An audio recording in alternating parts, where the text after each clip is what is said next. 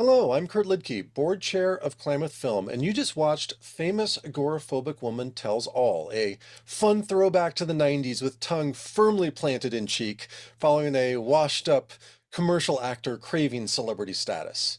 Joining us is the lead actress and director, Anna Nicholas, along with writer Dale Basye, who, in addition to working on this film project, also have a podcast together focused on classic films for old folks that we can talk about as well.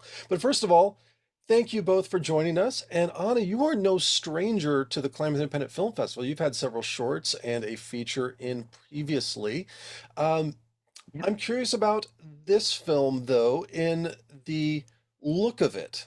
It was instant nostalgia for me because you intentionally shot this in a way that gave it that early 90s kind of washed color look that instantly transported me back to watching late night HBO, Showtime, Cinemax free preview weekends way past my bedtime with all those cheesy low budget dramas and action films that would only run on premium channels between like 10 p.m. and 4 a.m. How did you go about getting that distinct 90s look in this film? You shot on mini DV, right?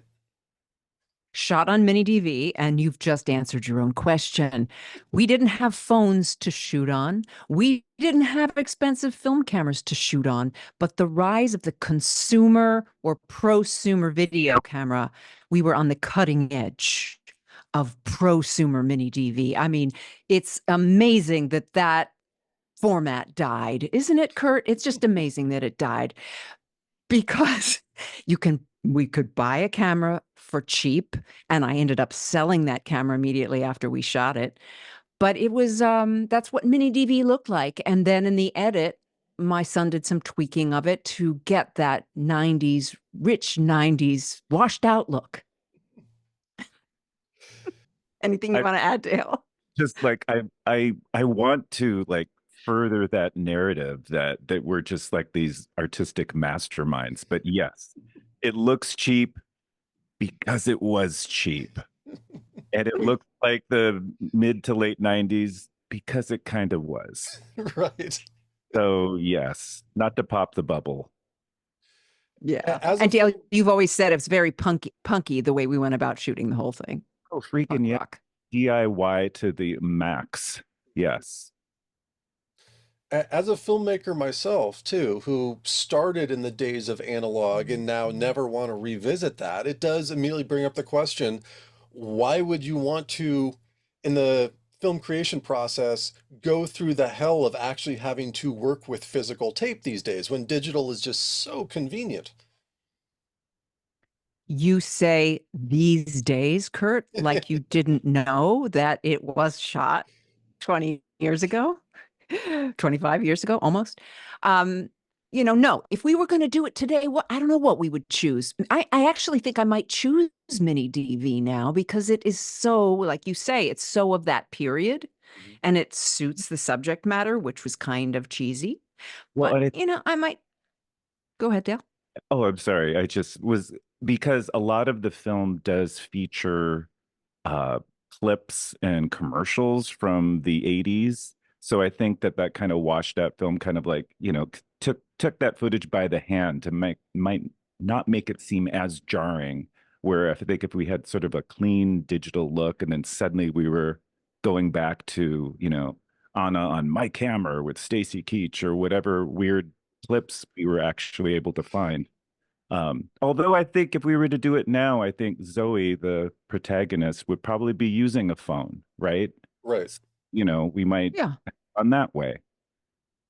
Yeah. Now, those commercials were shot on film, most of them, and then transformed and edited on what, three-quarter machines? I don't know what they had right back then, but I don't remember any of those more plush commercials originating on tape. They all originated on film, big time commercial directors.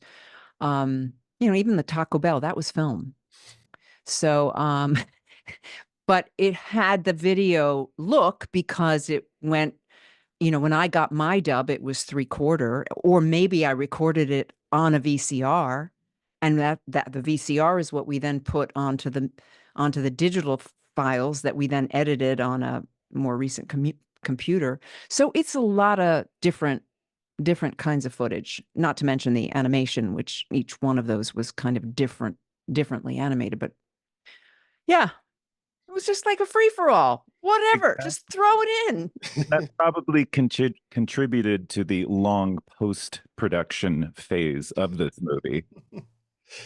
Yes, Some of like, oh, when did the original concept come in, and at what point did you decide, you know what would be really fun with this is you're playing a fictional character that's kind of a parody of over the cliche of the over the hill actress in Hollywood, but then you're using actual projects that you actually were in the 80s and 90s interlaced. I really genuinely love that because I've known you for a few years now, and from the day I met you, it's been bugging me like an itch I couldn't scratch of like, I swear I know this person from something, but I can't place That's what. funny. And, every actor who's been in anything inevitably runs into the person who says, "Hey, aren't you that guy who was in that thing?" Right? And there's been like 20, "Aren't you that woman who was in that things?" That's been bugging me in the back of my head, but I didn't want to bother you with it. Oh, And then this film just kind of opened the floodgates, and it was like, I remember that commercial. I remember that commercial. I can still quote that commercial, even though I haven't seen it in oh, 30 years, which shows I watched way too much TV as a kid. But that's uh, funny. at what point did you say, you know what, screw it, let's just take some actual projects I worked on and interlace it in with this fun little project? So Dale and I have a little bit of a different recollection of this. Do you want to give yours first? Absolutely. No, I'd be happy to. Okay. Yeah, like Anna, just definitely your film career. A lot of people are like, "Oh, I loved you on Melrose Place," and you're like, "Oh, that was Courtney Thorne Smith." Um, but yeah, definitely, it's like, "Huh, I think I know you."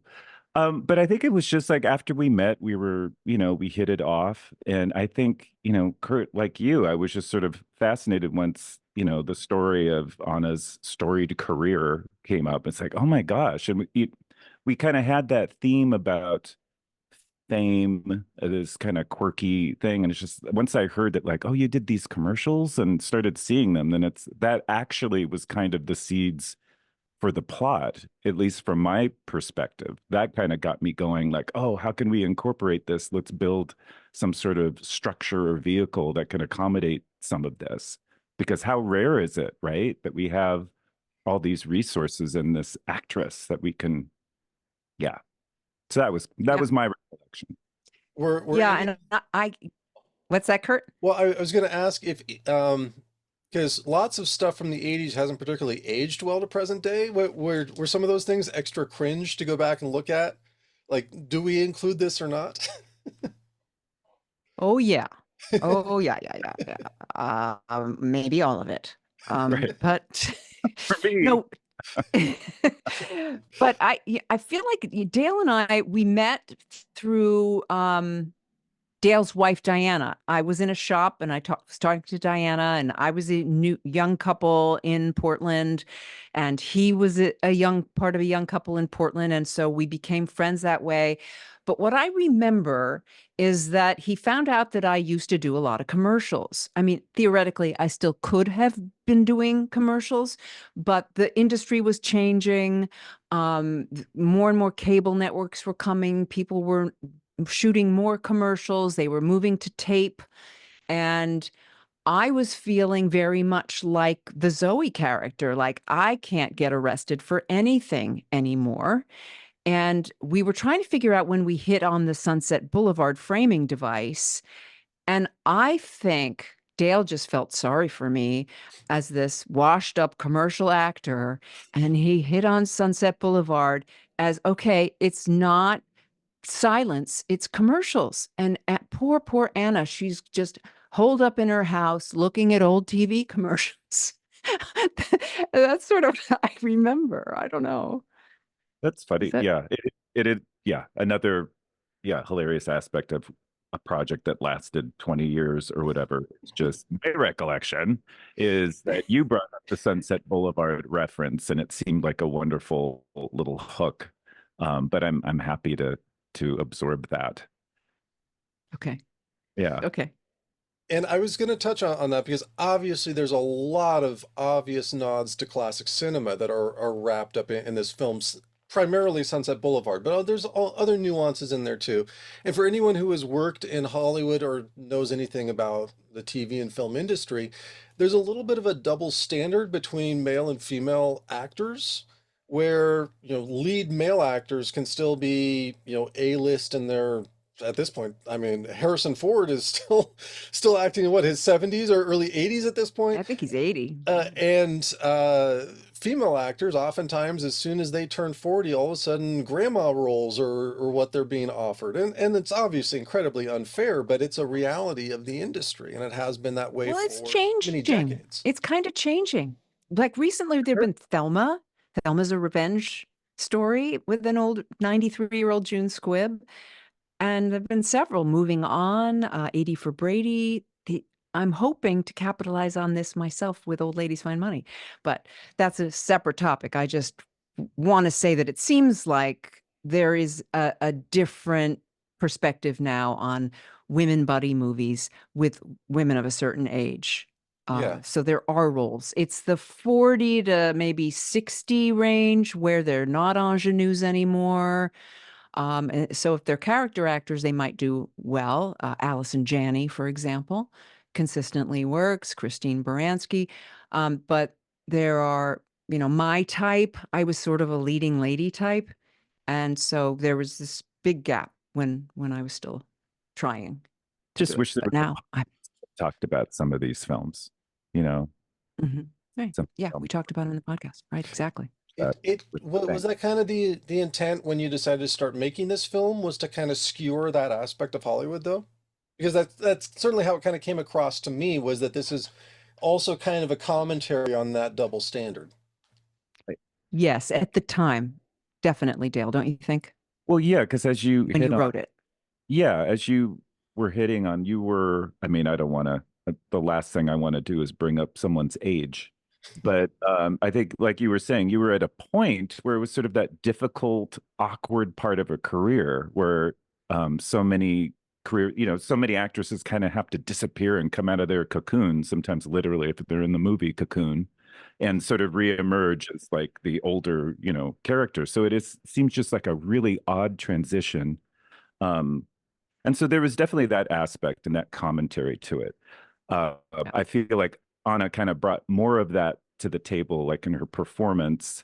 And for me, it was all about just like, oh, what a great device to say XYZ, or to try to create like a snarky, insider-ish comedy type thing. Right, but I'm really having a mental breakdown in the story, right? Yeah, That's why I become an agoraphobe, and I'm sent into that by those brutal callers, by the reality of the industry, by the filmmakers when I bring in the particular video of the dog and they catch me at it. I can't win. So I retreat. And I well, think that's a commentary on life. It's yeah, modern society still. right. It's like Nostradamus was executive producer, right? I mean, we were kind of skewering like the shift into reality TV dominating, and also into, I guess even a pandemic type of thing, right? You're Yeah. recluse there. Um, Yeah. yeah, you had to kind of interact with the world as we all did a few years ago. Yeah, we definitely all had a little bit of Zoe going on at a certain point, a couple months into 2020, Yep. realizing, okay, I've done as much sourdough as I possibly can. What do I do with my time Wait, now? I look for a drowning little boy somewhere. Yeah. Yeah. And another theme that I think comes up in it, and certainly something that I have felt as I've gotten older, is that we want, when we're young, we really want to make a mark. A lot of us want to make a mark on society, on the world. We're going to do our art. We're going to get attention. Maybe we'll make money, but we'll have the respect of our peers, which is way more important. And then as you go along, you start to feel like all that attention is not what you want. It's you just want to do good work. And so Zoe becoming an agoraphobe She became the ghost. I don't know how much of the plot we're giving away here if people have already seen the movie. But she becomes the ghost rider, and she evolves to the point where she becomes a better human being, not just totally wanting fame. And I think that's the arc a lot of us do take.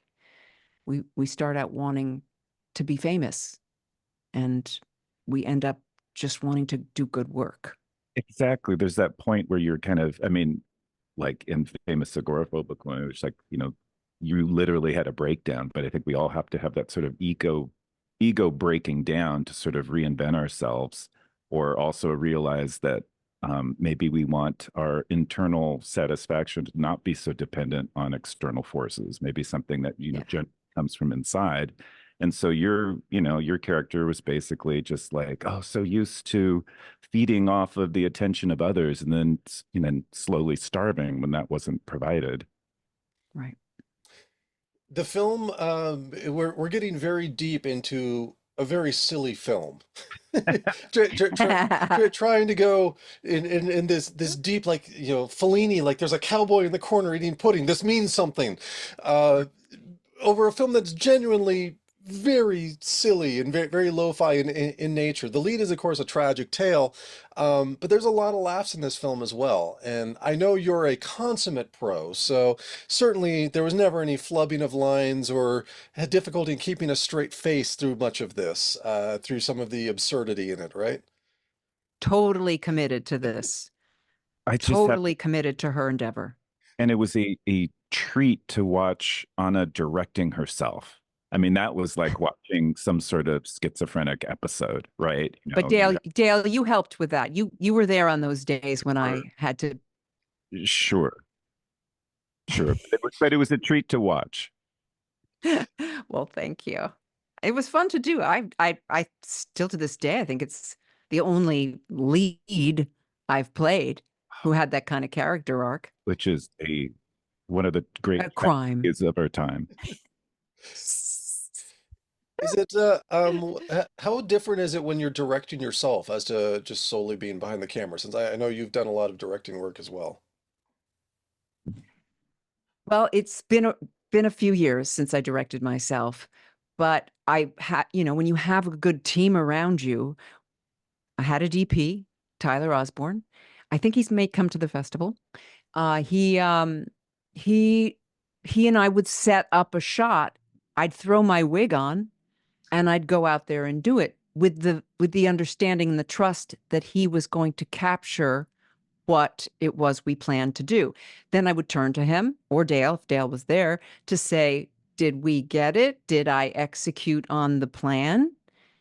And I think they told me the truth most of the time. We were shooting on tape. Tape was cheap. So we Right. just do it again if we didn't get it, right? That's a good point. I'm Um, trying to recall like how many takes we typically did of things. Probably not a lot, because even though we had endless tape, we were always constantly like squatting in some spot that we couldn't be in for too long. right, right. I want to say 5 because I looked at the script supervisor's notebook not that long ago, it seems. And I don't remember more than 5 to 7 at on any given shot. Right. So, so yeah, we were efficient. We had to be efficient, like you said. Yeah, exactly. Stole a lot of shots. Don't think we could get away with it today. It was shot Right. non-union, shot non-union. I was union, but I was a producer. So kind of that was the justification there. And but even now that's really hard to do. I'd have to get a payroll company to pay myself. Makes it hard So and expensive. let's go over the timelines a little bit, because typically a feature film may be about a month overall in terms of actual production, but you said that this was a film 20 years in the making, and that's not just a nod to the commercials from the 80s and 90s that are interlaced into this film. At what point Right. did you two decide, let's make this story and let's start shooting it? Dale, But you remember the short version. yeah, I don't really sure. No, remember and I that. So just think Kurt, you bring up something where we could, like, if we needed to, we could say, 40 years in the making, right? If we include the clips that we dug into. Well, my recollection, which it's kind of funny, is that after meeting Anna and being charmed by her and wanting to develop a screenplay, because I never had before, Anna was was teaching a screenwriting class that I participated in. And I think based on that experience, we thought like, oh, it would be great. Let's do a short. And I don't know if we had a specific aim for it, like, oh, maybe we could do a short for like Bravo or some, I don't know what the end result was, but I remember a reading of the short. Um, and then I think after that reaction, we kind of thought like, oh, let's just turn this into a feature. Like if we're going to go through the trouble of doing something, let's just do it that way. So I think it grew out of And that. that's how we ended up on DV. That's how we ended up with mini DV because we could not afford film to do a whole feature. Right. I think. No, Yeah. absolutely. Can you imagine if And we it took did that? That would be crazy. Ugh. Yeah, and it's life that intervened. Life and computer crashes, moving, things going into storage, equipment changing. I Format. don't know where that little device that connected the mini DV, put the mini DV in there, and it would go into the hard drive. I had some crazy old drive that I had to get the mini DVs onto in order to get them into my Mac that then died. And then Final Cut, remember, they quit Final Cut. Apple discontinued Final Cut for a while. And that's what had been on. And then the upgrades couldn't play on the computer. So then I got divorced and moved 4 times. And finally, when I moved back to Portland in 2017, there was the box that came out of one of the many storage spaces with all the mini DV tapes in there. And my son, at this point, 24, I think, going into a career in film in this very crazy time, he's like, Mom, what are all these tapes? Like they're 55 mini DV tapes. What's all this? Oh, honey, that's a movie. A movie and it's here? What are we doing with it? Well, you could edit it if you want. And he goes, okay. So we had a cut, a very rough cut way back, and then we screened it. And from that point to the point that my son Darius saw those tapes and set about recreating it is a time that has been lost in most of my recollection. But that's what I recall. And then Dale probably just thought I died. Boom. And it's like, where are my residual? Yeah, I think there was a time where I inherited the box of tapes or something, or a box of tapes, and was like, oh, I'm going to learn Final Cut Pro. And then I was just instantly overwhelmed by it. So, like so many projects of mine, it just did not quite reach fruition. Yeah. Were there since it's almost kind of like lost footage thing in terms of you Right. actually lost your footage of it before you Exactly. rediscovered the box. But any challenges in the course of the production, either the shooting itself? It sounds like it's not something that necessarily was shot over 20 plus years. You shot it in a short time frame, and then just the footage gathered dust for many, many years before you finally got around to editing it.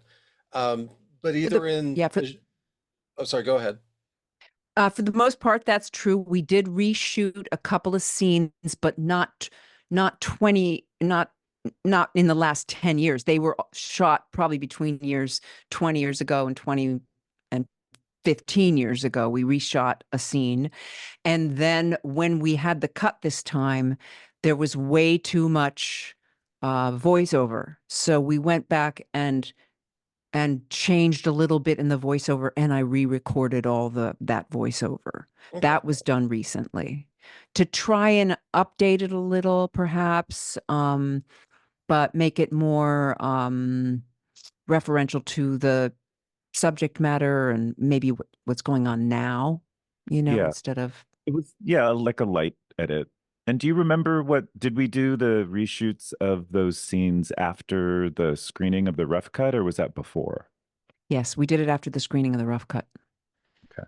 And then it was roughly after that I moved Yeah. for the first time. Yeah, back to Southern California against my will, You were abducted emotionally. emotionally abducted. But The new yeah. set, Anna Nicholas. Well, So oh, sorry, no, go no, ahead. and there's really nothing else. But if you live in Portland, you'll see that a lot of the changes. The Paris Theater is not the Paris Theater anymore. Providence Park looks so different. Several other things. All those Nope. locations, by the way, they were just all either begged, borrowed, stolen. I think the only place we paid for was the Zoe's house, which was in a housing development. And there were no pools, so we had to drag in that blow up pool. Right. And as we say, we had to find heart. We found heart in the fact that people do drown in bathtubs, so that it was quite possible to drown in this blow up pool Okay. with maybe So 6 thank you inches of all the water in it. people who have drowned in bathtubs just for helping us out with this film. Yes, yes, it was a plot problem, but that's how we got around it. It's a very fun project. It's a very silly project. It's one that I got a lot of laughs out of. But honestly, the standout of it to me is the things that you didn't actually produce. It's all those old commercials from 30, 40 years ago that are being transposed into this film.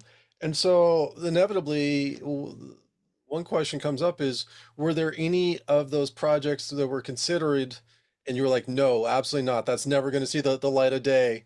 That commercial is too embarrassing, or that look is just too off, or were you just going I to mean, open up the entire back catalog and let's just expose every cheesy commercial I was ever in from the early 80s throughout the mid 90s and just throw it all out there. I I mean, think everything. I think we put yeah, in everything we could get our hands on. because that's not how Anna rolls, right? She's not precious about. She was kind of thinking, "Oh, this is embarrassing. This will really help support this plot point. Let's throw it up there." I mean, I didn't get any sense of hesitation. Or it's like, "Oh, I don't like the way my pinky toes look in this shot in the bathtub or something." You're not a precious person like that. So it was great. We just got to use everything. No, no, but And I don't think there did they look was. bad? I mean, Did they look bad, Dale? Did they look bad? Did the bathtub in my bathtub, did the toast look I, bad? I was sorry. I'm sorry, the connection just kind of cut out there.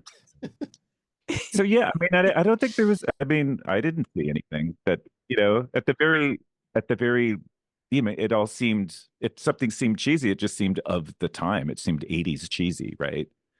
Yeah, Yeah. yeah, completely, completely. And there's a lot of fun nostalgia in that. I mean, there's that whole era. If there's a one decade in particular that has not aged well, it's probably the 1980s to present day. There's a lot of fun nostalgia in being able to go back and revisit some of the cheesiness of that time. So looking at that content that you were in then, which was very serious and intentional of that era, you can look back at it now 30, 40 years later, and it has a completely different context of, oh my God, is that what we were actually making back in 1985? Yeah, definitely, definitely. We made it in that era of that era. The commercials were throwbacks, maybe 10 years earlier than that, and or even 15 years earlier than that. We weren't trying to emulate that previous era. We were just in the era that we were in, not trying to be 90s. But we were prescient, weren't we, with the video calls Mhm. and the Y2K, Right. right? And the satellites crashing. Those things came to be. And what a So, giant letdown Y2K was, huh? yeah, For those of us who lived through it and All still remember that time. right. Exactly. And Y2K for everybody is when we went into the year 2000 from the year 1999. The world was supposed to end, in case you didn't know that. So we backed up everything on our AOL discs that erased and used. Yeah. Yeah. Yeah. Oh Lots of man, floppies. that's a throwback. Well, just to wrap this up, are there any final thoughts about this now finished film, years in the making, famous agoraphobic woman tells all, that you want people to know that we haven't talked about yet? I mean, I would just Mhm. say, like, when I watched it again, after I was preparing to cringe just because it was, old and I hadn't seen it for a long time. But I was really, what struck me was like, oh my God. Well, first off, oh my God, how young we were, right? But because I think, I had five different roles in it, if you look carefully. But just the energy of it, just that whole like, let's put on a show energy, that was just like addicting. And just that a lot of that kind of oozed through, just like, okay, let's do this, let's do this. Because I think, like you were talking, Kurt, like, now we could put it all on digital and do all the, do all these things, but it was kind of nice to have these really set parameters, both in what we could afford to do and the time we had to do it. And I think that, I don't know, I think if someone watches that, it's just hopefully will be inspiring. It's like, just freaking do it, right? Let any limitation Yeah. and actually embrace the limitations, right? And absorb them and have that be part of the content. And one thing I remember that I still, when I look at the film, I remember extremely fondly is between Dale, his wife Diana, me, my ex-husband Doug, and our circles of friends, we were able to pull for all those sequences.